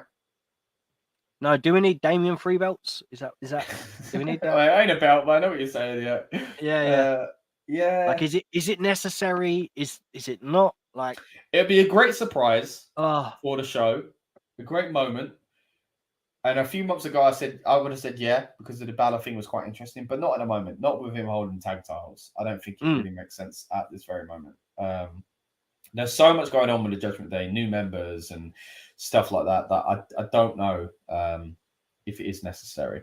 Speaking of that, actually, new members and things like that is something I actually did talk to Damian Priest about. So if you want to kind of get a little bit of a sneak behind the curtains for the kind of person that the Judgment Day would be willing to recruit, and you know, the type of person that essentially, they would allow in a group, and what would have to work and how it would have to fit, then check out my interview with Damian Priest.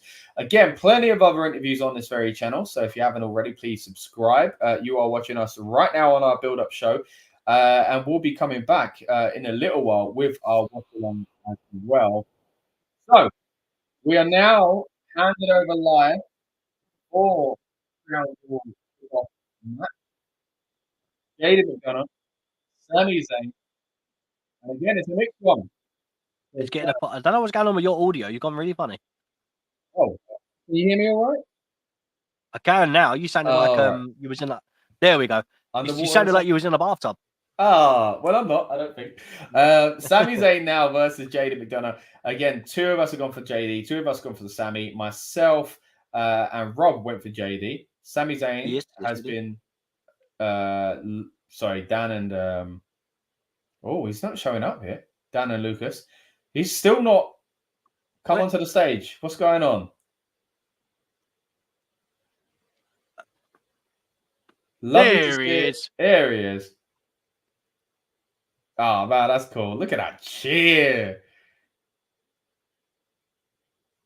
That's so cool, man. I think even for like, you know, representation for kind of, you know, his kind of heritage and stuff like that, Middle Eastern and stuff. I think it's been great that he's been able to do this in Saudi over the past few years after, you know, taking a stance and not being there for the first few. You saw how much it meant last year. And then it was massively getting over. But I don't think he was using the theme song yet, right? Because it was only at around Montreal where he brought it back. So this is the first time these fans have had a chance to kind of sing along to this song as well. So yeah, man, it's a feel-good thing, man. I love Sami. I think it's amazing that he's had this incredible rise, and we need to do something with it. He needs to be winning the World Heavyweight Championship in a few months' time as well. Maybe at WrestleMania. Look at that screen, mate, above the ring is incredible. That crown, the crown jewel. The jewel, that looks so cool. That's one of the best stages they've ever had. Here we go, JD McDonough now making his entrance as well. So what I'm going to do now, guys, I'm going to jump out for just a moment, and Rob's going to keep you company for this match for the time being. I'm going to be setting up in the background some of the watch-along stream stuff as well. So again, join us over there in just a few minutes. We'll be wrapping up on this stream quite soon. And, of course, we'd love to see you on the watch-along. So I'm going to jump out for a second. Rob's going to take over. And, Rob, have some fun with this match. I'll try. Yeah, so as Scott said, we do have a live stream watch-along straight after the kickoff and our build-up show. So feel free to join us with that. If you want to chat with us, stick it in the comments, and obviously we'll talk to you as the match goes on. If you haven't seen our watch-alongs before, they kind of go off tangents a little bit, which is great. Loads of questions, theories, ideas, and stuff like that. What we think of the match. All of that we normally give you in a review happens live. However, after we've done the watch-along, we are still going to give you like a review anyway. And that stuff will kind of go up on our podcast and stuff like that. As Scott can see there, live instant reaction. See? So he's in the background. He's still doing his shenanigans. But yeah, I'm really looking forward to this match. As we said, it's hard to call which way this is going to go because as Sami Zayn, obviously, he needs to get over. Are they going to make him a big baby face? At the same time, JD McDonough needs to really get kind of fed the right way. At the moment, he's not doing much for the Judgment Day. And that's obviously that can be damaging for him and his stock. So it's really hard to call of what's happening. As you can see, McDonough is staying as close as he can to the ropes at the moment, playing up to his heel tactics. Let us know in the comments who you think is going to win and why. So we're waiting for them to actually lock. And there we go. Finally locked up. And McDonough gets the upper hand on it. And as you can see on the clock, 21 minutes and 30 seconds counting down to when Crown Jewel kicks off. So we're looking forward to that. Do you have a favorite match or a match that you're really looking forward to? I think for me, as we were discussing, it was probably Logan Paul and Rey Mysterio, which is it's weird to say because it's Logan Paul. Obviously, there's a lot of other matches on there. I think Roman and LA Knight, yeah, that'll be a fun one. But I feel like we kind of know the outcome, so I'm hoping there's a surprise. And obviously, Cena and Solo Sikoa, that's the other one that I'm really looking forward to. So there's the 3 on the card there that I'm more intrigued about. I think the main one is Rey versus Logan because I think it's time Logan gets the title. Obviously that is very controversial. And 3 of us have agreed, which is me, Scott, and Lucas. Dan still says Rey. So we'll see. We will find out tonight or today, or tonight, wherever you're from. So far, it's been a little bit of back and forth in this match. McDonough still has the upper hand, but every single time Sami Zayn does something, the crowd is erupting. So getting a lot of love, which is always nice to see. Oh, that monkey flip looks a bit. Oh, man, that I don't think that went to plan. McDonough landed neck first on the rope. That looks a little rough.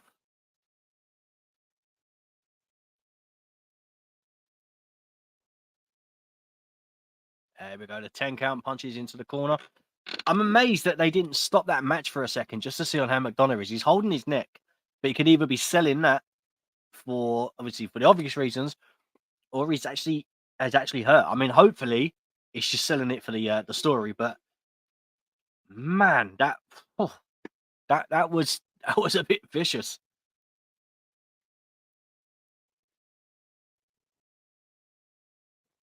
Oh. Is he going to do all 4? No. I think that's something I like to see as well.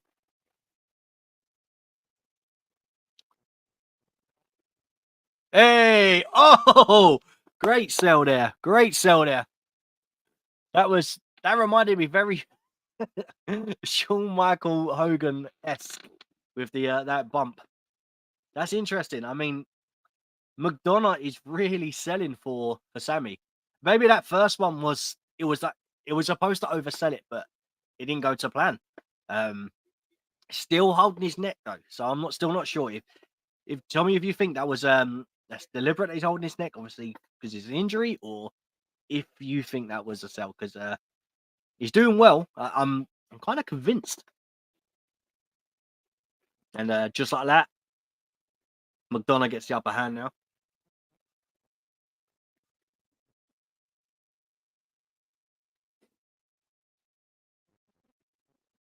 Crowd is not impressed with Madonna. Ooh.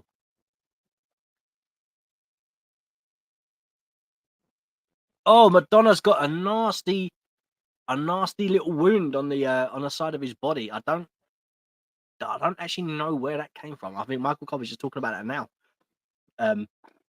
Hopefully they show a recap, like a replay to see where that actually happened. That'll be interesting to see. Couple of chops there. Ooh. As I said, this is just also just the kickoff show. And do you know what? I couldn't give you the last time that there was actually a kickoff show match. We've been saying this for a long time now. Like me, oh, what a bump! Me and Scott definitely have been talking about it. And when Lucas is in the stream, obviously he's also been talking about it as well. That the kickoff show was having an additional match and getting the fans excited and stuff like that. And I always think when it doesn't have one, it really misses. Because now, look, the fans are behind it. It's getting all warmed up. It's like the calm before the storm of what's going to happen next. So I'm hoping that they start to go back to how it was, and have like at least a match on the kickoff show, because it kind of breaks it up.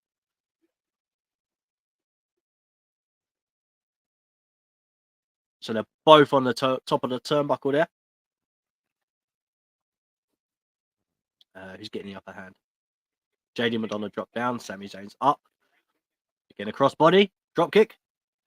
Oh! Oh, Sami kicked out. That was at 2 3/4. That was lovely. That drop kick there was great from Madonna. Look at that. Beautiful. That was a beautiful drop kick. I love seeing things like that. That was great. So far, this match has been fun, It's gone, what's that, 7 minutes? About 7 minutes so far. And it's been all right. It's been quite fun. I think the issue now is if this one delivers so well, then the question is, why shouldn't it have been on the main show? And I think that's the only concern when it comes to a kickoff match. Like who should be on the kickoff and who shouldn't, so on and so on. But yeah, I mean, so far so good. I mean, if this is how start as the show goes on, then hey, oh, what a clothesline there! He turned Sami Zayn turned JD Madonna inside out and upside down. That was nasty. That side of Madonna as well is gradually getting worse. Oh. Man. Big backdrop.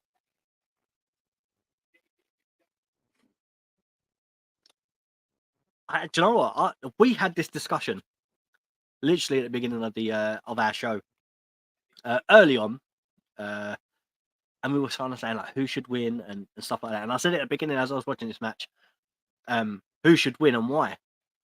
And I'm watching it, and I really can't tell you. I literally don't have a clue who's going to win it. I think I know who I want to win, but it's hard to call.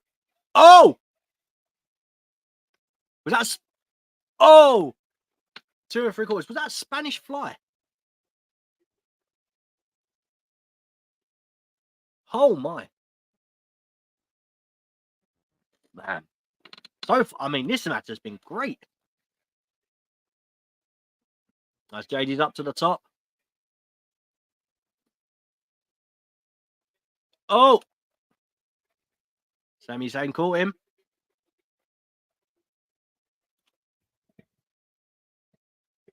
I love us Exploder Suplex. I always think they're a little bit... Me and Scott were discussing this when we went to the WWE live show. When we was there, them Exploder Suplexes into the turnbuckle, they're always...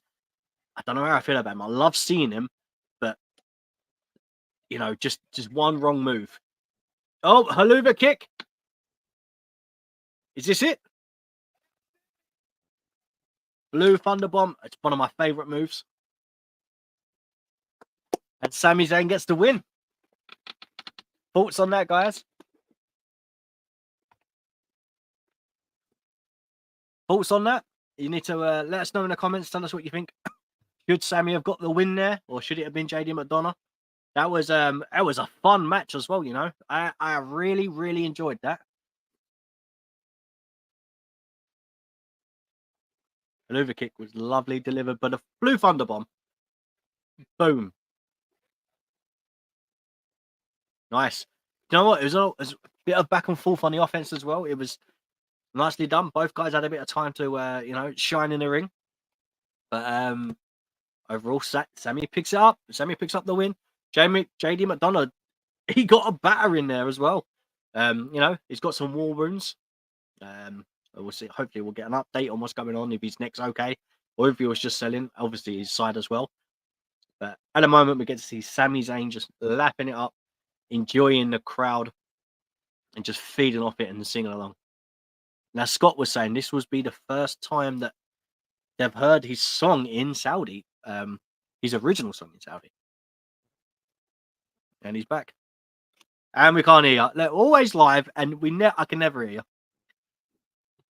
Go on, leave the stream, get out. I was taking care of it. All right, I mean, hold on a sec. Yeah.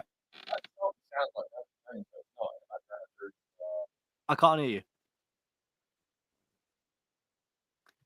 Still happened. I was absolutely fine. And then Scott comes back in.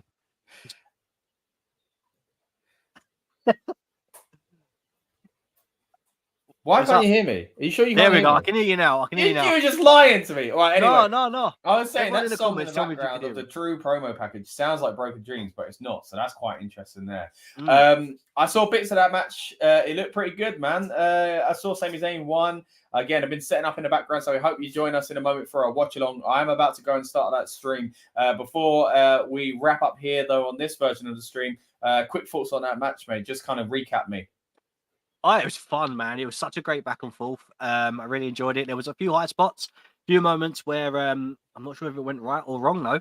Madonna looked like hand on his neck. Dangerous, yeah. That monkey flip was rough. And obviously, I don't know if you see after, but Madonna had like some redness and a bit of bruising coming up straight on his on his hip, on his side. So if there's a legit injury there, hopefully there isn't. Obviously, hopefully we'll get an update. But man, as I was saying in the stream, this is one of the matches you're watching. You think, it's all right for a kickoff. Why wasn't that on the main show? Yeah. Like, it's such an annoying thing because that was so good. I mean, that's good though. That gives kind of energy to the kickoff and starts the main show in a great way. As you mean to go on, isn't it? Yeah. Exactly. I mean, if that's your start, surely it can only get better, right? It may. It's looking like it's going to be a really good show. Again, 7 big matches on this card. WrestleMania worthy, some of these as well. So we'll be covering it live while watch along in just a moment. And then after that, we'll be back for our instant reaction. So what we're going to do now is we're going to wrap up here on a build-up show. I've been Scott. This one's been Rob.